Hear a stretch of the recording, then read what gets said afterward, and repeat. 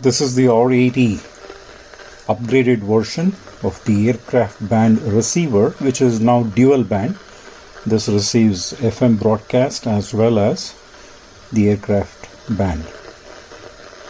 88 to 108 and 118 megahertz to 136 megahertz. Now it is on 124.8. I'll show you this one. Before that, I just wanted to let you know why. You may be curious, some of you, why is this 455 filter sitting on top? Well, I initially suspected that this is the 455B. In one of the data sheets, I saw that the center frequency of this is actually 464, I believe, or 463 or some thereabouts. So it is not 455.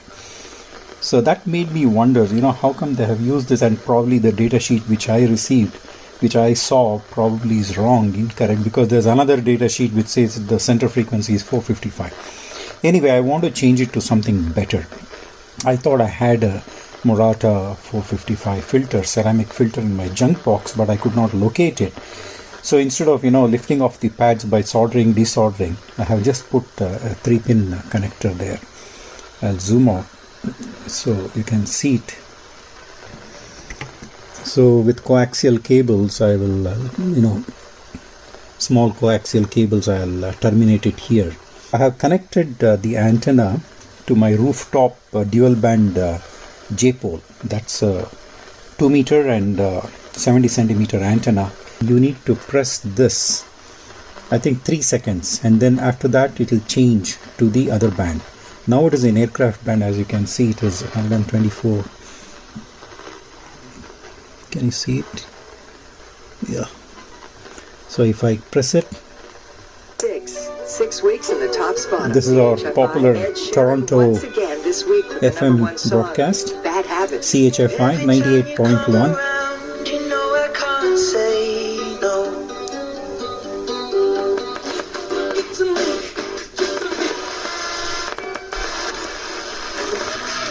Go and listen to more of it and go down the rabbit hole the way that I did. Listen.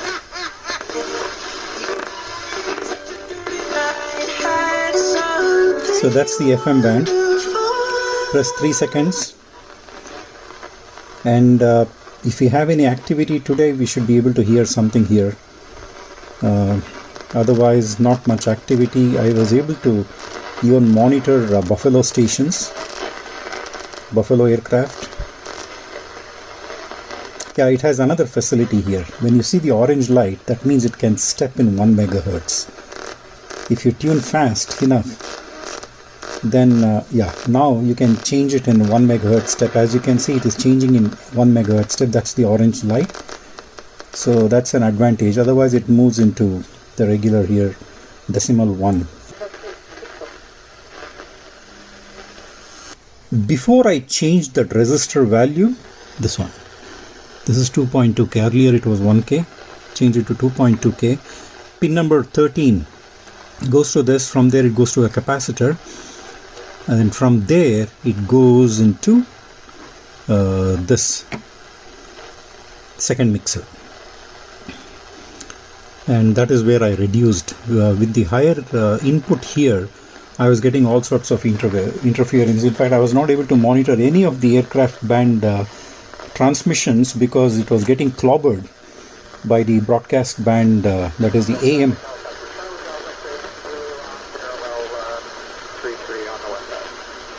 So there we have some transmission. So it was getting clobbered. So after this, now it is okay.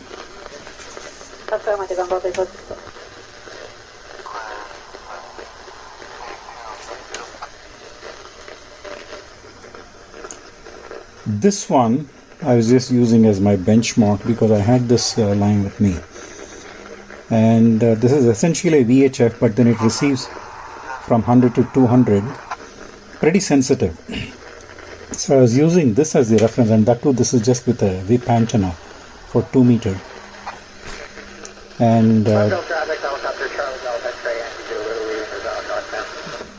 so in this, even if I tune to the ATIS, there are 2 ATIS stations close to my house, One is the Buttonville airport, ATIS, and the Oshawa airport. I am not able to receive ATIS, both the ATIS on this one. Whereas Buffalo traffic, sometimes New York traffic, of course from the aircraft, not from the ATC, I am able to receive pretty well. Even from YYZ, that is the Toronto Pearson aircrafts, not the ATC. Whereas this fellow, even with the whip antenna, I can actually receive, this is one of the ATIS. I will connect it to the antenna now. I think the weather today is very cloudy and rainy. I'll connect the antenna, then you'll see that this receives ATIS very well. This doesn't receive. So, in other words, my point is that it is deaf. This receiver, the R80, is definitely deaf. Unless you go and stand next to the airport, I don't think even a good antenna will do any benefit. So, whether it is really worth spending time and money to improve the receiver sensitivity and individuals depends on your mileage. Yeah, definitely we can do something about the interference. Just as an out of academic interest, we can do that. What you pay, you get the same thing. We get what we pay for, rather. It's a nice, cool design, but it definitely has its limitation.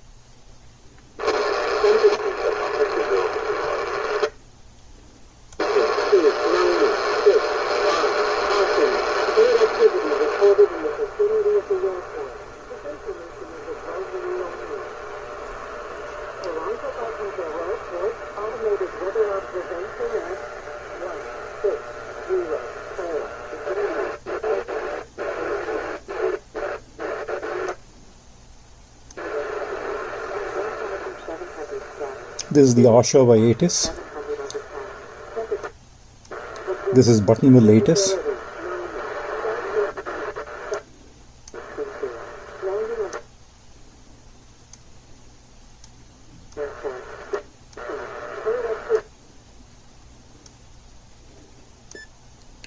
This is Buttonville mandatory frequency. Not many aircrafts today. This is the R80 new version schematic. The schematic version is 7, as you can see here. It's 7, and also the PCB version is 7. And because of the interference, essentially bleed through of AM broadcast, that is the medium wave broadcast, and I had to, by trial and error, what I did is I increased the value of the IF clock which is coming here. IF clock is this one. This is a 1K. By trial and error, in fact, we increased the resistance. I measured, although according to the data sheet, the output is okay. Just it is on the higher side of the requirement. The voltage level, RMS value, is at the higher end of the requirement here. So what I did is I initially increased it to a very high value and the output really reduced, and then finally settled for 2.2K. It was available in my junk box, and this is 1K. I removed it and changed it to 2.2K, and now the interference has reduced, but it has not affected the reception. Reception is still good. But the interference is gone. So I'll just retain that 2.2K here. Whereas that is the second mixer. This is what you saw here. This IC does the mixing for the 455 only on aircraft band. In aircraft band, it becomes a double conversion. In FM broadcast band, only one IC actually, this does the first conversion to 10.7, and this is the filter, and from there we directly do a detection, and then out goes to the audio. So this chip is used only for the quad detection for FM from 10.7 to audio. We are not using any RF properties of this IC, although it's the same IC as this one. And this is used for the for AM. This becomes the first conversion, and then this acts as the second conversion. Okay, for FM it's only single conversion, and for that the input is okay. The input is here, and the input is okay. It's behaving well both for FM broadcast as well as aircraft. So this is what really affected, and again I'm just repeating what I said earlier. I had to reduce the output of the this one from the PLL. The output I had to reduce. That is one change I made. And now what I am doing is actually because of the interference, I was wondering why. By default it goes to the FM. That means by default it is in FM broadcast band reception. From the antenna this goes to this one. This is the FM one, and again by default it goes to the FM. When the relay operates, that means when there's a band change command, I believe there's a band change command here. Yeah, when the band change command comes, that essentially drives the relay here. There are two relays, and then that way from the antenna the signal gets routed to the aircraft band filter. Essentially this should be a rejection filter for the aircraft band, rejection filter, and it should bypass all other frequencies to ground. I think it is not happening. Or once I put it in the case, if the same problem still persists, then I may have to put in a medium wave broadcast band rejection filter right at the beginning here at the antenna, so that we up to 30 megahertz up to 30 megahertz everything is grounded. So I may have to do that, but let me see. I just wanted to figure out what this is doing, and that is the reason I made the measurements using the network analyzer as well as the spectrum analyzer, just to see the bandwidth, and you'll be seeing the results now shortly. This is how I have taken the signal to the network analyzer as well as to the spectrum analyzer. This is the relay contact, pin number 4 and pin number 7, and across those are the filter, actually the AM filter, and from there I just made this small PC board so that I don't always stress the ends of this coax cable. And so this is how it is. There's nothing fancy here. It is just a termination of the coax. And so this is the filter. The aircraft band filter is this one, and the FM filter is only this one, this coil, only single coil and single cap. So we have these three capacitors, 2 coils plus 1 capacitor on this end and 1 here, and then which goes and connects to the relay on this side, pin number 4 and then pin number 7 on this side. So I have taken the feeds from here, pin number 4 and pin number 7, and that goes to the spectrum analyzer and to the tracking generator, and of course I had connected it to my network analyzer. Guys, this is the airband filter of the R80 receiver. S parameters as seen on my HP 8753A, which also has a parameter test set. And on the top I have split the screen for clarity. On the top is S11 and on the bottom is S21. And okay, this one still it is showing lower value. I don't know why it should. As you can see, let me go to marker 1, 2 and 3 for those interested. Marker 1 is minus 1.75 dB and 2 is minus 2.08 and marker 3 is minus 1, and that is at 130. I just set it randomly. I think this is at 136 megahertz, end of the receiver frequency. This is a dual band. What I have is a dual band. It has an FM broadcast band as well as aircraft band. So 136 is the end of the aircraft band and 2 is the beginning, I believe. That's what I said.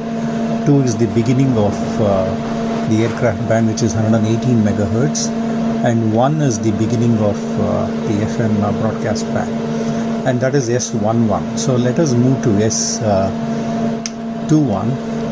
S21, again, marker I have split, I have the separate markers for this. I have not coupled the markers. So 1 is at 100 megahertz. That is because there's a dip here, so there's a cutoff, and it peaks at around 100 megahertz. It peaks at 100 megahertz at what, minus 8.7 dB, and it should not actually. This is the aircraft band, and it should not be peaking there. But anyway, that's what we see here. I have not made any changes to the coil or the capacitors. This is as supplied by them and as given in the schematic. So at 100 megahertz, this is a value we see, minus 8.6, 8.7. This is S21, and marker 2, that's the dip we have here, and that is 107.87, essentially 108 megahertz, the big end of the FM broadcast band. That is where we have a total notch at minus 29. It's a cutoff stop band, I think, minus 29. I don't know why it is like that. And then when we go to marker 3, I just made it there because that is where it comes, peaks off, and then again slopes down, and it peaks off 118. That is the beginning of aircraft band. It is at minus 10.5 dB. That is the beginning of aircraft band. And marker 4 is 130. No, actually I wanted to make it as end of okay, let me move it. 136, let me see where it comes. So 136 megahertz. Okay, that's the end of our aircraft band. It is at minus 12. So it really doesn't make much sense to me why the filter is behaving this way, and there is a reason why I'm measuring this. As you saw in the actual reception, I'm getting a lot of interference from actually AM broadcast, that is the medium wave broadcast, and I even thought of adding the notch there for that to filter out the broadcast, but then I'm waiting for the metal case for this. Once I put it in the metal case, maybe that will go away, but then I need to see that. If it doesn't, then I'll have to put a broadcast band filter to begin with. I'm not having any issues with the FM broadcast, no interference there as such, but I'm getting all AM stations, and that is a big interference. And if you can see here, the S21, essentially you'll be seeing the same thing on my spectrum analyzer. Of course, it is the same thing. It's almost like you're feeding it at port 1 and then measuring it at port 2. This is the Smith chart view. Essentially, I am scanning from the start frequency is 50 megahertz and the stop is 200 megahertz. And for those interested, here is the marker, the values.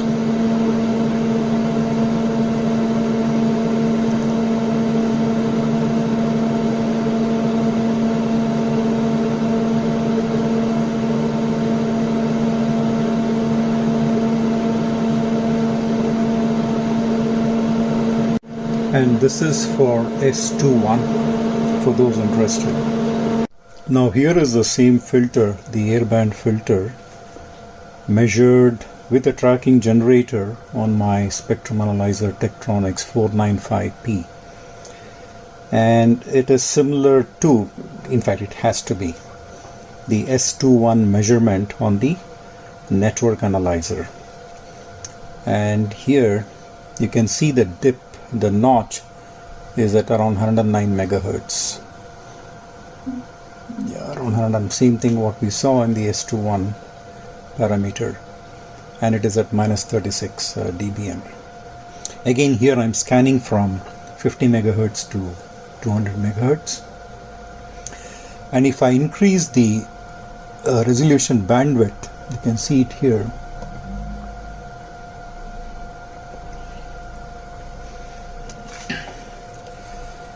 Let me center it.